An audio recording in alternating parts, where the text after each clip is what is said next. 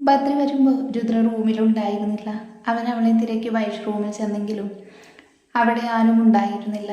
അവസാനം കാർത്തികയുടെ റൂമിൽ നിന്ന് സൗണ്ട് കേട്ടതും അവൻ അവിടേക്ക് ചെല്ലുമ്പോൾ രുദ്രയുടെ ഇടവും വലവും അവളെ ചേർന്നിരിക്കുന്ന കല്ലുവും വൈഷവും കാർത്തിക പ്രിയങ്കയ്ക്കെടുത്ത കല്യാണ സാരിയും എല്ലാം അവളോട് ചേർത്ത് വെച്ച് നോക്കിക്കൊണ്ടിരുന്നു. ഓരോന്ന് വയ്ക്കുമ്പോൾ രുദ്രയാണത് എങ്ങനെയുണ്ടെന്ന് അഭിപ്രായം പറഞ്ഞുകൊണ്ടിരുന്നത്. ഈ സമയം ഭദ്ര അകത്തേക്ക് കയറി വന്നു. മതി മതി, സമയം ഒരുപാടായി. മറ്റന്നാൾ കല്യാണോ? നാളെ നേരെ ഉറങ്ങാൻ പോലും ഒന്നിലും ടൈം കിട്ടില്ല. അതുകൊണ്ട് എല്ലാവരും പോയി കിടക്കാൻ നോക്ക്. ഞാൻ എൻ്റെ പെണ്ണിനെ കൊണ്ടുപോകാൻ പോകുക. അത്രയും പറഞ്ഞ് രുദ്രയുടെ തോളിൽ കരങ്ങൾ വെച്ചതും രുദ്ര അതിനെ തട്ടിമാറ്റി. ഭദ്ര ഒരു ചിരിയോടെ വീണ്ടും അവളുടെ തോളിൽ കൈവച്ചു. എന്നാൽ രുദ്ര വീണ്ടും കലിപ്പിൽ തന്നെ അവൻ്റെ കരങ്ങൾ തട്ടിമാറ്റി. ഭദ്രി അവളെ ഒരു പിരികമുയർത്തി എന്തെന്ന് ചോദിക്കുമ്പോൾ അവൾ പറഞ്ഞു, ഞാൻ ഇന്ന് ഇവിടെ ഇവർക്കൊപ്പം കിടക്കാൻ പോകുക. ഏട്ടൻ പൊയ്ക്കോ. അങ്ങനെ ഇപ്പോൾ മോള് ഇവർക്കൊപ്പം കിടക്കേണ്ട. വന്നേ. വരുന്നില്ലെന്ന് പറഞ്ഞില്ലേ? എന്നാൽ ഞാൻ തൂക്കിയെടുത്തോണ്ട് പോകും, പറഞ്ഞേക്കാം. എന്നാൽ ഞാൻ കിടന്ന് ഉച്ച വെക്കും, ബഹളം ഉണ്ടാക്കും. അങ്ങനെ ഉണ്ടാക്കിയ നമ്മുടെ കുഞ്ഞിനാവും കുഴപ്പം ചെയ്യുക. അത് കേട്ടതും ഭദ്രി ഒന്ന് അവളെ നോക്കി പറഞ്ഞു, ഇന്ന് മാത്രമല്ല ഇനിയുള്ള ദിവസവും ഇവർക്കൊപ്പം തന്നെ കിടന്നോ നീ. അത് തന്നെയാ എൻ്റെ തീരുമാനം. രുദ്ര അത് പറയുമ്പോൾ ബദ്രി ഒന്നും മിണ്ടാതെ പുറത്തേക്ക് പോകുമ്പോൾ ഒന്നുകൂടെ രുദ്രയെ നോക്കി. എന്നാൽ ഇവിടെ ആൾക്കവിടെ ഒരു അനക്കവുമില്ല. ഭദ്ര ഡോറിൻ്റെ അടുത്തായി എത്തിയതും ഫോണെടുത്ത് ചെവിയോട് ചേർത്തു. ഒപ്പം രുദ്രയെ പാളി നോക്കിക്കൊണ്ട് പറഞ്ഞു, ആദ്യ പറഞ്ഞോളൂ, ഞാനിപ്പോൾ ഫ്രീ ആണ് കേട്ടോ. തനിക്ക് ഇന്ന് മുഴുവൻ വേണമെങ്കിൽ എനിക്കൊപ്പം സംസാരിക്കാം എന്ന് പറഞ്ഞു ബദ്രി പോകുമ്പോഴും അവൾ അധികം വൈകാതെ പിന്നാലെ എത്തുമെന്ന് അവനറിയാമായിരുന്നു. ബദ്രിയുടെ ആ വാക്കുകൾ രുദ്രയുടെ മുഖത്ത് കുശുമ്പുണ്ടാക്കാൻ അധിക നേരമൊന്നും വേണ്ടി വന്നില്ല. അവൾ അവിടെ നിന്ന് എഴുന്നേറ്റ് പോകാൻ നിന്നതും കല്ലു ചോദിച്ചു, ചേച്ചി എങ്ങോട്ട് പോകുക? ഇന്ന് നമുക്കിപ്പോൾ ഇവിടെ കിടക്കുന്നു പറഞ്ഞിട്ട്. അത് പിന്നെ ഞാൻ ഇപ്പോഴാണ് ഓർത്തത്, മെഡിസിൻ കഴിച്ചില്ലെന്ന്. ബദ്രിയേട്ടൻ്റെ റൂമിലാണ് മെഡിസിനൊക്കെ ഇരിക്കുന്നത്. അതുമാത്രമല്ല, ആ മെഡിസിൻ കഴിച്ചാൽ എനിക്കൊരടി നടക്കാൻ പോലും പറ്റില്ല. അപ്പോൾ തന്നെ ഉറക്കം വരും. ഇന്നത്തേക്ക് ഞാൻ റൂമിൽ പോകുക. നാളെ നിങ്ങൾക്കൊപ്പം കിടക്കാം, പോരെ? അങ്ങനെയാണെങ്കിൽ ഏട്ടത്തി പോകണ്ട, ഞാൻ പോയി എടുത്തിട്ട് വരാം മെഡിസിൻ, വൈഷു പറഞ്ഞു. അത് വേണ്ട, ഞാൻ തന്നെ പൊയ്ക്കോളാം. അത്രയും പറഞ്ഞ് ആരെയും നോക്കാതെ രുദ്ര പോകുമ്പോൾ പ്രിയങ്ക ചോദിച്ചു, ഇവൾക്കിതെന്താ പെട്ടെന്ന് പറ്റിയേ? ഇത്രയും നേരം കുഴപ്പമൊന്നും ഉണ്ടായിരുന്നില്ലല്ലോ. അതെ, ഏട്ടത്തിക്ക് മനസ്സിലായില്ലേ? കാർത്തിക ചോദിക്കുമ്പോൾ പ്രിയങ്ക ഇല്ലെന്ന് തലയാട്ടി. അതിന് കാരണം ആദിത്യയാണ്. ഏട്ടൻ ഇവിടുന്ന് പോകുമ്പോൾ ആദിത്യ പറഞ്ഞോളൂ എന്നൊക്കെ പറഞ്ഞു പോയില്ലേ? അത് കേട്ടിട്ടാണ് വെരുകിനെ പോലെ ഇവിടുന്ന് പോയത്. അത്രയും പറഞ്ഞ് കാർത്തിക ചിരിക്കുമ്പോൾ അവളിലെ ആ ചിരി ബാക്കിയുള്ളവരിലും പടർന്നിരുന്നു. രുദ്ര വരുമ്പോൾ ഭദ്രയുടെ റൂം അകത്തു നിന്നും ലോക്കായിരുന്നു. അവൾ ഡോറിൽ കുറച്ചു നേരം തട്ടി. എന്നാൽ ഭദ്രയുണ്ടോ തുറക്കുന്നില്ല. അവസാനം ക്ഷമ നഷ്ടപ്പെട്ടപ്പോൾ രുദ്ര പറഞ്ഞു, മര്യാദയ്ക്ക് വാതിൽ തുറക്കുന്നുണ്ടോ മനുഷ്യ? ഇല്ലെങ്കിൽ നിങ്ങൾ ഈ വാതിൽ തുറക്കുന്നവരെ ഞാൻ ഇവിടെ തന്നെ നിൽക്കും, പറഞ്ഞില്ലെന്ന് വേണ്ട. രുദ്രയുടെ സൗണ്ട് കേട്ടതും തൻ്റെ ഐഡിയ ഏറ്റു എന്ന് മനസ്സിലാക്കിയ ബദ്രി ഡോറ് തുറന്ന് ഉറക്കത്തിൽ നിന്നും എഴുന്നേറ്റതുപോലെ കോട്ടുവായിട്ടുകൊണ്ട് അവളെ നോക്കി ചോദിച്ചു, എന്താ പെണ്ണ്, മനുഷ്യനെ ഉറങ്ങാനും സമ്മതിക്കില്ലേ? ബദ്രി അത് പറഞ്ഞതും തന്നെ രുദ്രാവനെ കലപ്പിൽ പിന്നിലേക്ക് തള്ളി.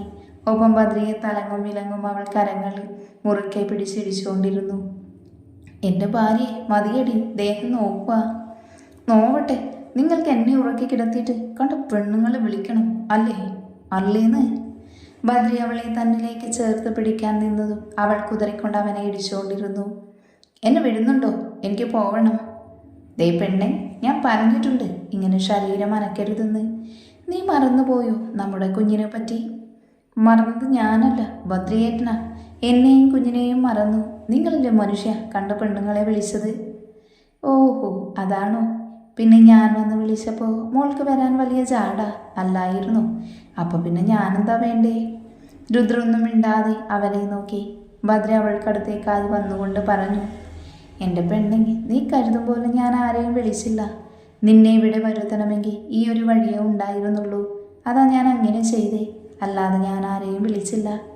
ഇനി നിനക്ക് എന്നെ വിശ്വാസമില്ലെങ്കിൽ ഫോണെടുത്ത് നോക്കിക്കോ, അപ്പോൾ മനസ്സിലാവും. അതിൻ്റെ ആവശ്യമില്ല, എനിക്കറിയാം. എന്തറിയാമെന്ന്? ഏട്ടനങ്ങനെ വിളിക്കില്ലെന്ന്. ഓ, എന്നിട്ടാണോ മോള് വന്നപാടെ എൻ്റെ ദേഹം നോവിച്ചത്? പിന്നെ നോവിക്കാതെ എനിക്ക് തീരെ ഇഷ്ടമില്ലാത്ത പെണ്ണിൻ്റെ പേര് പറഞ്ഞാൽ പിന്നെ ഞാൻ എങ്ങനെ പ്രതികരിക്കേണ്ടത്? ആണോ? അതേ നീ. ഭദ്ര അത് കേട്ടതും രുദ്രയെ പൊക്കിയെടുത്തു. ഭദ്രേട്ടാ പതുക്കെ.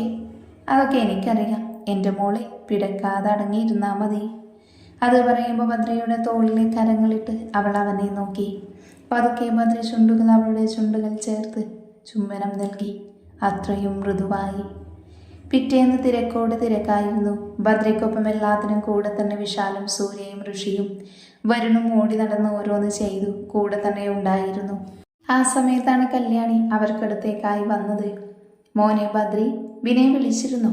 അവൻ എപ്പോഴാണ് എയർപോർട്ടിൽ എത്തുന്നെന്ന് വല്ലതും പറഞ്ഞിരുന്നു? അവൻ ഉച്ചയ്ക്ക് എത്തുമെന്നാണ് പറഞ്ഞത്. കുറച്ച് കഴിയുമ്പോൾ ഋഷിയും വരുണും കൂടെ പോകും അവനെ കൂട്ടിക്കൊണ്ട് വരാൻ. എന്നാൽ പിന്നെ ഞാൻ അപ്പുറത്തേക്ക് ചെല്ലട്ടെ. ആദ്യം പറഞ്ഞവർ പോകുമ്പോൾ കുറച്ച് മാറി നിന്ന് കേട്ട കല്ലു ചാടിത്തുള്ളി മുകളിലേക്ക് ഓടി. കല്ലു മുകളിൽ വരുമ്പോൾ രുദ്രകാർത്തികയും പ്രിയങ്കയോ അമ്മുവും അപ്പു വൈഷ്ണവും എല്ലാവരും നിരന്ന് നിൽപ്പുണ്ടായിരുന്നു. ഇന്ന് വിനയേട്ടൻ വരുമല്ലേ? വിനയേട്ടനോ? വൈഷ്ണു കണ്ണുകൾ മേലേക്ക് നോക്കിക്കൊണ്ട് ചോദിച്ചു. അതെ, വിനയേട്ടൻ. എന്തായാലും ഞാൻ ആളെ കെട്ടിക്കഴിഞ്ഞാൽ പിന്നെ അങ്ങനെയല്ലേ വിളിക്കേണ്ടത്? നീ എൻ്റെ ഏട്ടനെ കെട്ടാൻ പോകുന്നെന്നോ? ഇതൊക്കെ എപ്പോ? കാർത്തിക ചോദിച്ചു. അതെ, രുദ്ര ചേച്ചി എവിടെയുണ്ടോ അവിടെയേ ഇനി മുതൽ ഞാനുമുള്ളത്. അതുകൊണ്ട് നിന്റെ ഏട്ടനെ കെട്ടാനാണ് എൻ്റെ പ്ലാന്. അതിനാണ് ഞാൻ ഇന്നലെ തന്നെ ഇങ്ങ് പോകുന്നത്. രുദ്രേട്ടത്തി, എന്താ ഇതൊക്കെ? ഇവൾക്ക് അവനോട് ചെറിയ ഇഷ്ടം. ഇതവനറിയാമോ? അതിന് ഇവൾ അവനെ കണ്ടിട്ട് വേണ്ടേ? ആഹാ, നല്ല ബെസ്റ്റ് ലവ്. കാണാതെ സ്നേഹിക്കുന്നതാ ഇപ്പോഴത്തെ ട്രെൻഡ്. ഏട്ടന് വല്ല റിലേഷനും ഉണ്ടെങ്കിൽ ഇവൾ ഇവിടെ ഇന്നലെ വന്നത് തന്നെ പാളിപ്പോകില്ലേ? അങ്ങനെ വല്ലതും ഉണ്ടെങ്കിൽ ഞാൻ കഷായം കലക്കി കൊടുക്കും അവൾക്കും നിന്റെ ഏട്ടനും.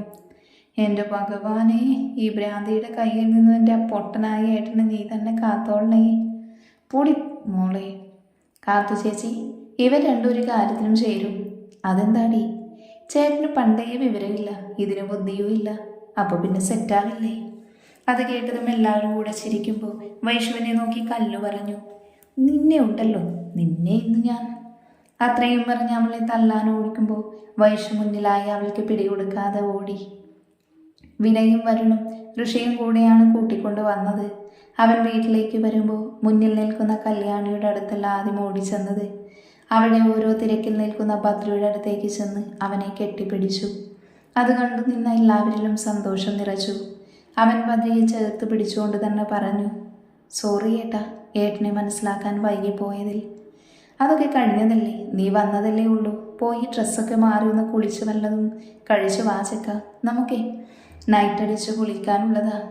വിനയ് പിന്നെ നേരെ കല്യാണിയുടെ അടുത്തായി വന്നു. അപ്പോഴേക്കും കാർത്തികയും വൈഷവും അവൻ്റെ അടുത്തേക്ക് ഓടി വന്നു അവനെ കെട്ടിപ്പിടിച്ചിരുന്നു. ഏട്ടാ, 2 കാന്താരികളും ഉണ്ടായിരുന്നു. അല്ല, ഏട്ടത്തി എവിടെ? പറയും പോലെ നീ രുദ്രമോളെ കണ്ടില്ലല്ലോ അല്ലേ? കല്യാണി ചോദിച്ചു. ആ സമയം രുദ്രലക്ഷ്മിക്കൊപ്പം അങ്ങോട്ടേക്ക് വന്നിരുന്നു. നീ അന്വേഷിച്ച ആളുതേ വരുന്നു. വിനയെ നോക്കി പറയുമ്പോൾ അവൻ മുന്നിലേക്ക് നോക്കി. അവിടെ ലക്ഷ്മിക്കൊപ്പം നിൽക്കുന്ന രുദ്രയെ കണ്ടതും അവൻ അവിടേക്ക് ചെന്നു. ഏട്ടത്തിക്ക് എന്നെ മനസ്സിലായോ?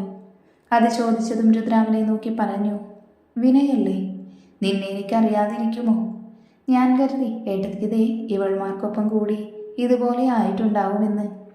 എന്തായാലും എൻ്റെ ഏട്ടത്തി അങ്ങനെയല്ല കേട്ടോ. മാത്രമല്ല, ഞാൻ വിചാരിച്ചതിലും സുന്ദരിയായ എൻ്റെ ഏട്ടത്തി. ഏട്ടത്തിയെ സോപ്പിട്ടത് മതി മോനെ, പോയി അടിച്ച് നനച്ച് കുളിക്കടോ. വല്ലാത്ത നാറ്റം. ഇവളുമാർക്കൊരു മാറ്റവും ഇല്ലല്ലോ. അതെങ്ങനെ മാറ്റം വരും? നിങ്ങളുടെ അല്ലേ പെങ്ങന്മാര്? അവനിങ്ങ് വന്നില്ല, അതിനു മുന്നേ അവൻ്റെ ചെവി തിന്നാൻ തുടങ്ങി രണ്ടും. അങ്ങനെ ചോദിക്കണ്ടേ ലച്ചൂട്ടി. ലക്ഷ്മിയെ നോക്കി അവൻ അവരെ ചേർത്ത് പിടിച്ചുകൊണ്ട് പറഞ്ഞു. ആ നേരം ലക്ഷ്മി അവനെ നോക്കി പറഞ്ഞു, അവരെ തെറ്റ് പറയാൻ പറ്റില്ല, വല്ലാത്ത സ്മെല്ല് നീ അടുത്ത് വന്നപ്പോൾ. ഓ, അപ്പോൾ എല്ലാവരും ഈ ഉരുപ്പുകളെ സൈഡാണല്ലേ? അപ്പോഴേക്കും എല്ലാം കൂടെ ചിരിക്കുമ്പോൾ അവൻ എല്ലാവരെയും പുച്ഛത്തോടെ നോക്കിക്കൊണ്ട് കയറിപ്പോയിരുന്നു.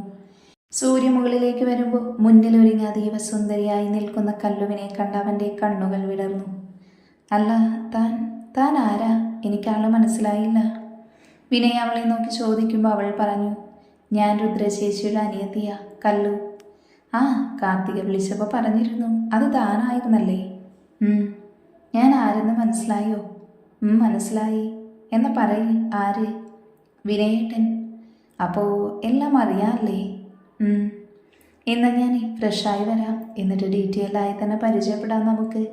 അത്രയും പറഞ്ഞൊരു ചിരിയോടെ അവൻ പോകുമ്പോൾ അവളും ചിരിയോടെ നിന്നു. രാത്രിയിൽ ബദ്രിയുടെ വീട്ടിൽ വെച്ചായിരുന്നു പ്രിയങ്കയുടെ റിസപ്ഷൻ. അവളെ ഒരുക്കി താഴേക്ക് അവളും ഇടും വലവും നിന്നുകൊണ്ട് അപ്പവും അമ്മുവുമായിരുന്നു. ഓറഞ്ച് ലഹങ്കയിൽ അതീവ സുന്ദരിയായിരുന്നു പ്രിയങ്ക. എല്ലാവരും അവളെ കണ്ണെടുക്കാതെ തന്നെ നോക്കി നിന്നു. ആ സമയം തന്നെ ആൺപട എല്ലാവരും അവിടേക്ക് വന്നു. ബദ്രിയും വരുണും വിനയും പ്രണവും സിദ്ധുവും വിശാലും ഋഷിയും നീരവും എല്ലാവരും അതീവ സുന്ദരന്മാരായി തിളങ്ങി നിന്നു. നാളെ കല്യാണമായതുകൊണ്ട് വിജിത്തിനെ മാത്രം അവിടെ നിന്ന് മാറ്റിയിരുന്നു. നാളെ കല്യാണത്തിന് പ്രിയങ്കയെ അവൻ കണ്ടാൽ മതിയെന്ന നിലയ്ക്ക്. സിദ്ധു മ്യൂസിക് പ്ലേ ചെയ്യാൻ പറഞ്ഞതും തന്നെ സിസ്റ്റത്തിൽ നിന്നും പാട്ട് പുറത്തേക്ക് മുഴങ്ങി. എന്നാൽ അടുത്ത നിമിഷം തന്നെ ആ പാട്ടിനൊപ്പം ഡാൻസ് ചെയ്യുന്നത് കണ്ട് എല്ലാവരും ബദ്രിയെ കണ്ണെടുക്കാതെ നോക്കി നിന്നു. കാരണം അത്രയ്ക്ക് മെയ് വഴക്കത്തോടെയാണ് അവൻ ഡാൻസ് ചെയ്തിരുന്നത്. പിന്നെ ബാക്കി ആൺപടയ്ക്കും ഭദ്രയ്ക്കും കൂടുമ്പോൾ അവർക്കൊപ്പം പ്രിയങ്കയുടെയും കാർത്തികയുടെയും ഫ്രണ്ട്സായി വന്ന പെൺപിള്ളേരും ആദിത്യയും കൂടി. രുദ്ര ഒരുങ്ങി താഴേക്ക് വരുമ്പോൾ ഭദ്രയുടെ കരങ്ങളിൽ പിടിച്ച് അവൻ്റെ ചുറ്റും നിന്ന് ഡാൻസ് ചെയ്യുന്ന പെൺപിള്ളാരെയാണ് കണ്ടത്. അവളുടെ വിടർന്നു നിന്ന മുഖം അത് കണ്ടതും ഇരുണ്ടു പോകാൻ അധികം തന്നെ വൈകിയിരുന്നില്ല. ഭദ്ര ഡാൻസ് കളിച്ച് തിരിയുമ്പോൾ കാണുന്നേ രുദ്ര അവളുടെ കണ്ണുകൾ വിടർത്തി നോക്കി. എന്നാൽ രുദ്ര ഭദ്രയെ തന്നെ നോക്കുമായിരുന്നു. കാരണം ഇന്നുവരെ അവൻ ഭദ്ര ഡാൻസ് കളിച്ചു കണ്ടിട്ടില്ല. അതുകൊണ്ട് തന്നെ അവൻ കളിക്കുന്നത് ആദ്യമായി കണ്ട രുദ്രയ്ക്ക് അവനെ കണ്ണെടുക്കാതെ നോക്കി നിൽക്കാൻ തോന്നി. എന്നാൽ കൂടെ അവനൊപ്പം ചേർന്ന് നിന്ന് കളിക്കുന്ന പെൺപിള്ളേരെ കാണുമ്പോൾ അവളുടെ കൺട്രോൾ തന്നെ പോകുന്ന പോലെ. രുദ്ര അവനെ കൂർപ്പിച്ച് നോക്കിയതും ഭദ്ര ഡാൻസ് ചെയ്തുകൊണ്ട് അവൾക്കടുത്തേക്കായി വന്നു. പിന്നെ അവൾക്കടുത്തേക്കായി വന്നു നിന്നുകൊണ്ട് തന്നെ ഓരോ സ്റ്റെപ്പും ഇടാൻ തുടങ്ങിയിരുന്നു. അന്നത്തെ ആ ഈവനിങ് എല്ലാവരും കൂടി കളർഫുള്ളാക്കി മാറ്റുന്ന നേരം പുറത്തെ പൂളിൻ്റെ അരികിൽ ആദ്യ ആരും കാണാതെ വരുൺ പിടിച്ചു വലിച്ചു കൊണ്ടുവന്നു. "നിന്നോട് പറഞ്ഞതല്ലേ ഞാൻ ഇപ്പോൾ പഴയ വരുണല്ലെന്ന്. എന്നെ സ്നേഹിക്കുന്നവർക്ക് വേണ്ടി പുതിയൊരു ജീവിതം തുടങ്ങാൻ പോകുന്നത് കൊണ്ട് എൻ്റെ ലൈഫിൽ മുൻപ് നടന്നതെല്ലാം ഞാൻ മറക്കാൻ ശ്രമിക്കുക, നിന്നെ ഉൾപ്പെടെ. അതുകൊണ്ട് മേലിൽ ഇമ്മാതിരി വേഷം കെട്ടെടുത്ത് ഇങ്ങോട്ട് വരാതെ ഇവിടെ നിന്നും പോകുന്നത് തന്നെയാണ് നിൻ്റെ നല്ലത്." "ഞാൻ പോകാനല്ല വന്നത്. ഈ ജന്മം എനിക്കൊരു ലൈഫുണ്ടെങ്കിൽ അത് നിനക്കൊപ്പമായിരിക്കും. പക്ഷേ എനിക്ക് താല്പര്യമില്ലെങ്കിലോ? എനിക്കറിയാം നിൻ്റെ ലൈഫിൽ ഞാൻ മാത്രമല്ല ഒരുപാട് പേര് കടന്നു പോയിട്ടുണ്ടെന്ന്. പക്ഷേ എൻ്റെ ലൈഫിൽ നീ മാത്രമേ ഉണ്ടായിട്ടുള്ളൂ. നിന്നെ ഞാൻ സ്നേഹിച്ചതും ആത്മാർത്ഥമായി തന്നെയാ. പക്ഷേ നിൻ്റെ ആ സ്നേഹം കണ്ടിട്ടും കണ്ടില്ലെന്ന് കണ്ണടിച്ചിരുട്ടാക്കുന്നില്ലേ? അതാ എനിക്ക് സഹിക്കാൻ കഴിയാത്തത്. നോക്ക് ആദിത്യ, നിനക്ക് നല്ലൊരു ലൈഫ് കിട്ടും. ഇനിയും ടൈം വൈകിട്ടില്ല. ഞാനിനിയൊരു മാരേജ് ജീവിതം ആഗ്രഹിക്കുന്നില്ല. അപ്പോൾ പിന്നെ നിനക്ക് മറ്റൊരു ജീവിതം തിരഞ്ഞെടുത്തൂടെ? നിങ്ങൾ എന്നെ ഇപ്പോഴും മനസ്സിലാക്കിയിട്ടില്ല വരുൺ. മനസ്സിലാക്കിയിരുന്നുവെങ്കിൽ ഇങ്ങനെ എന്തെങ്കിലും പറയുമായിരുന്നു. ഒന്നോർത്തോ വരുൺ, ഈ ജന്മം എനിക്കൊരു പുരുഷനുണ്ടെങ്കിൽ അത് നീ മാത്രമാണ്. നീ മാത്രം. മറിച്ചാണെങ്കിൽ അന്ന് ഈ ആദിത്യം ഉണ്ടാവില്ല, മരിച്ചെന്ന് കരുതിയാൽ മതി." അത്രയും പറഞ്ഞവൾ കരഞ്ഞോട് പോകുമ്പോൾ അവൻ അവിടെ തന്നെ ഒന്നും മിണ്ടാതാവാതെ നിന്നു. എന്നാൽ മുന്നിൽ ഭദ്രയുടെ സൗണ്ട് കേട്ട് മുഖം ഉയർത്തിയ വരുൺ നോക്കുമ്പോൾ ആദിത്യയുടെ അടുത്തായി തന്നെ ഭദ്രയും രുദ്രയും ഉണ്ടായിരുന്നു. അവരുടെ നോട്ടത്തിൽ തന്നെ എല്ലാം കേട്ടു എന്ന് അവന് മനസ്സിലായി. മുന്നിൽ നിൽക്കുന്ന ഭദ്രയെയും രുദ്രയെയും കണ്ടു വരുണിന് ഞെട്ടലുണ്ടായെങ്കിലും ആദിത്യയിൽ അതായിരുന്നില്ല. അവളുടെ കണ്ണുകൾ അപ്പോഴും നിറഞ്ഞിരുന്നു. ഭദ്ര വരുണിൻ്റെ അടുത്തേക്ക് വന്നു. "ഇപ്പം ഈ കേട്ടതൊക്കെ എന്താ വരുൺ? അപ്പോൾ നിങ്ങൾ തമ്മിൽ നേരത്തെ അറിയാമായിരുന്നു അല്ലേ?" "ബദ്രി, അത് ഞാൻ ചോദിച്ചതിനുള്ള മറുപടി താ വരുൺ." "അയാളൊന്നും പറയില്ല ഏട്ടാ. കാരണം ഇന്ന് ഞാൻ അയാൾക്ക് തന്നെ ഒരു അധിക പറ്റാണ്." അത് പറയുമ്പോഴും അവളിൽ നിന്നും നീർത്തുള്ളികൾ അളർന്നു വീണുകൊണ്ടിരുന്നു. "നോക്ക് വരുൺ, ഇവളുടെ ഈ കണ്ണുനീരിന് പിന്നിൽ നീയാണെങ്കിൽ അത് നിനക്ക് മാത്രമല്ല നമ്മുടെ കുടുംബത്തിന് തന്നെ ദോഷം ചെയ്യും. ഒരിക്കലും നമ്മൾ കാരണം ഒരു പെൺകുട്ടിയുടെ കണ്ണുനീര് ഈ മണ്ണിൽ വീഴാൻ പാടില്ല. അതുകൊണ്ട് തന്നെ പറയൂ വരുൺ, ഇവളെ നിനക്ക് മുൻപ് അറിയാമോ?" അറിയാം," അവനൊന്ന് മൂളിക്കൊണ്ട് പറഞ്ഞു. "എവിടെ വെച്ച്? എങ്ങനെ?" അവനൊന്നും മിണ്ടിയില്ല. അത് കണ്ടതും ഭദ്ര തിരിഞ്ഞ് ആദിത്യയെ നോക്കി. അവനിലെ നോട്ടം അതെന്തിനായിരുന്നു എന്ന് മനസ്സിലായതും അവൾ പറഞ്ഞു തുടങ്ങി. എല്ലാം കേട്ട് കഴിഞ്ഞതും രുദ്രയാണ് അതിനുള്ള മറുപടി വരുണിന് മുൻപിലായി വന്നു നിന്നുകൊണ്ട് പറഞ്ഞത്.